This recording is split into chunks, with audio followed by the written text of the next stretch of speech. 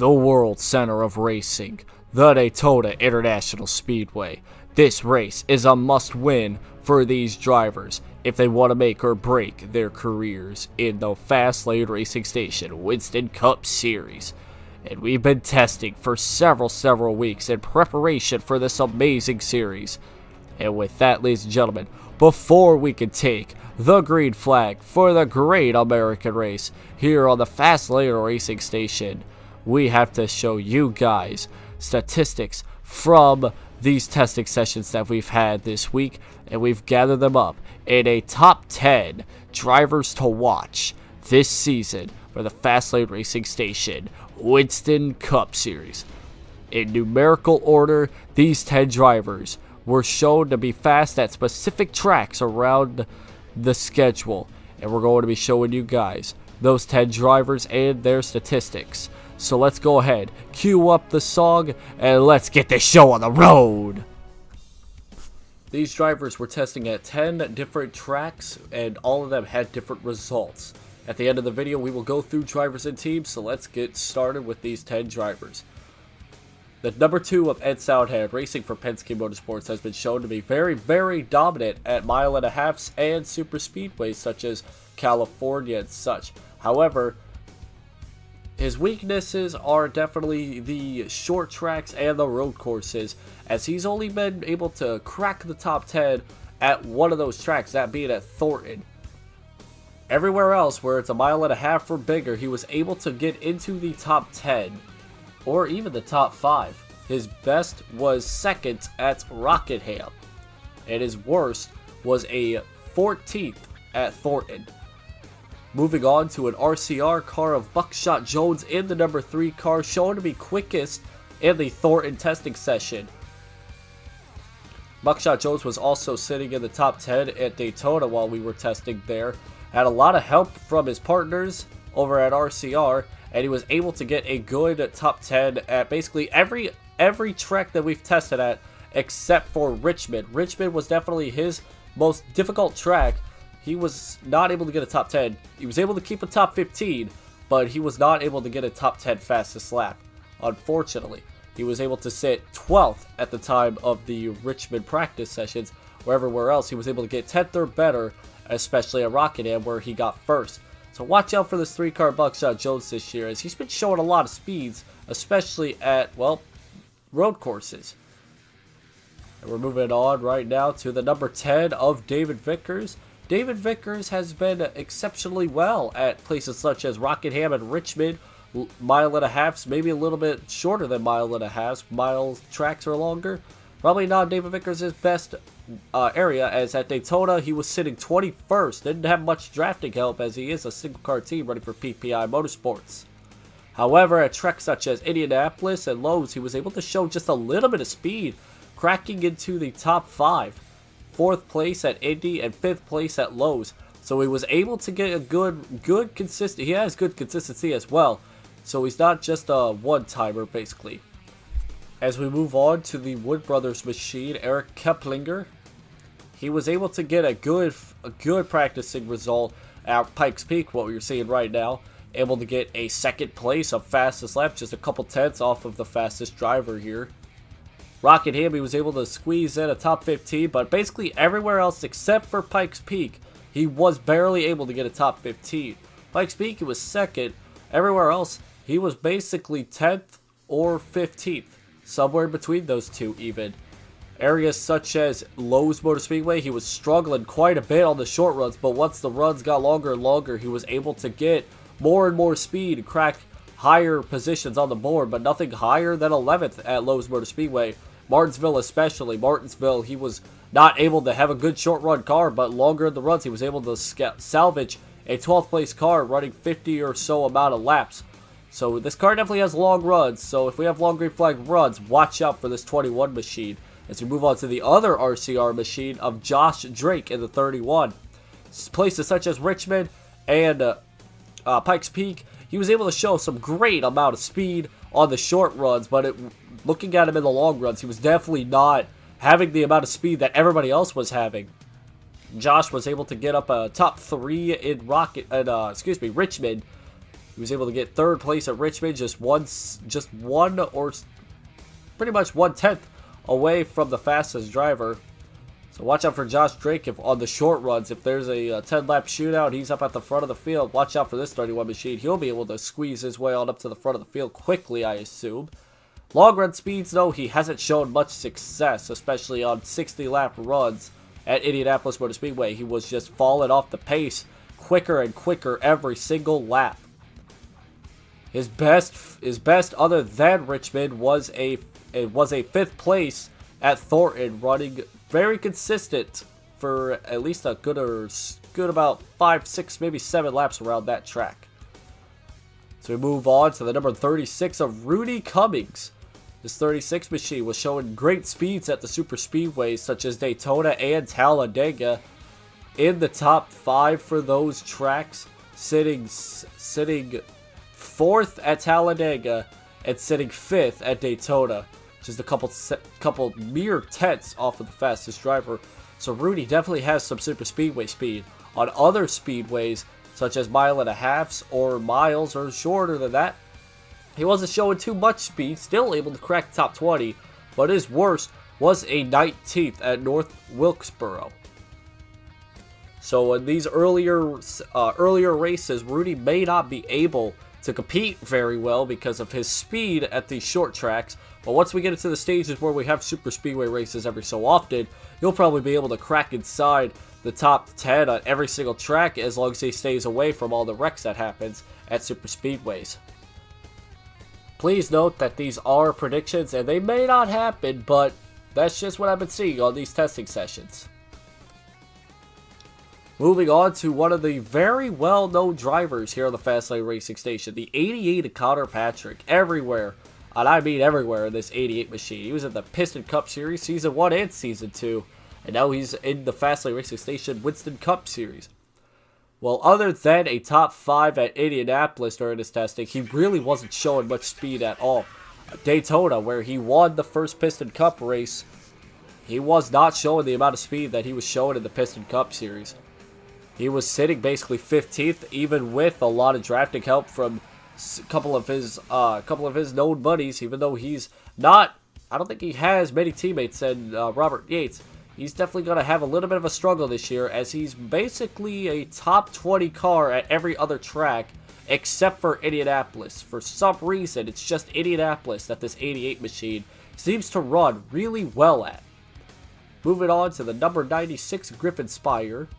This 96 machine at North Wilkesboro shows incredible speed. This is North Wilkesboro's our only main short track testing site, as well as Martinsville. But this is basically Griffin does not have speed at such tracks such as 1.5 miles or bigger. Well, too much speed as what I meant to say. As much as he does with North Wilkesboro and Martinsville. Top 5 at North Wilkesboro and a top 3 at Martinsville shows that he has short run speeds for a short track. However, short run speeds for longer tracks don't mean well for this 96 machine. And long runs are definitely no question for this 96 machine on long runs. Just as well as the short run speeds, he'll run just as well in. Number 97, another Roush driver of Ryan Labonte. Him and his Roush teammate of the 99 are both on this list for the same reasons. The number 97 and the number 99 both run extremely well at 1.5 miles and short tracks. Lowe's Motor Speedway especially. Ryan Labonte showing a top 3 equipment style speed around Lowe's Motor Speedway on like 3-lap runs. So definitely watch him in the qualifying runs when we head to Charlotte, because he will definitely be in the top 10 when we qualify at Charlotte Motor Speedway. And now moving on to the final driver for the top 10. We have the number 99, Grant McKee here. And for Roush, basically the same thing as Ryan Labonte, his teammate. He has good qualifying speed. Not so much on the long run speeds, however. But definitely watch him throughout the entire season on qualifying, as he'll more than likely qualify in the top 15 for almost every single race. Because of his speeds, he's been able to really muster up the car in such tight corners and fast corners. in only about 2, 3, 4 laps. So definitely watch him on these short runs, especially in qualifying, where it counts the most when it comes to short run speed. And now that's all for the top 10. Here we are with the list of drivers and their teams for the Fastlane Racing Station Winston Cup Series.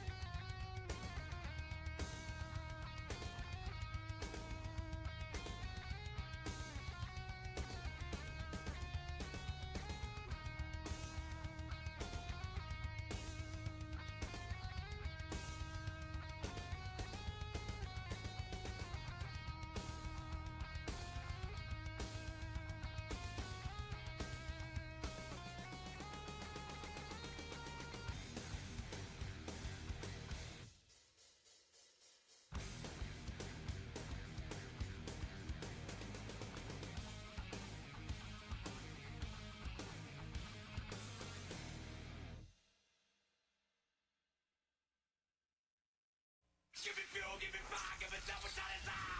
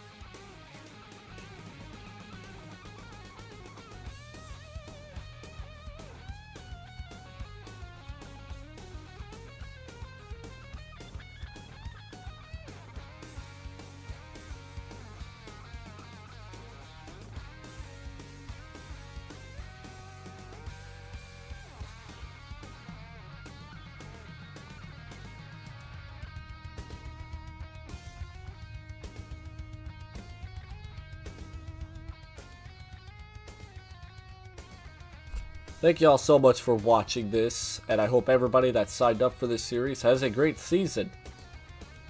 If you are new to this channel, go ahead and click that subscribe button to watch more videos, especially the Fastlane Racing Station Winston Cup series. If you want to watch any other videos, there will be a couple videos recommended on screen right about now.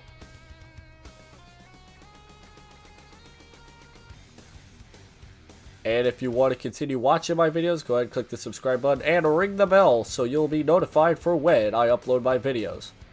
Anyways, guys, I'm gonna head out, and I'll see all you guys at Daytona for the Daytona 500 for the Fastlane Racing Station Winston Cup Series.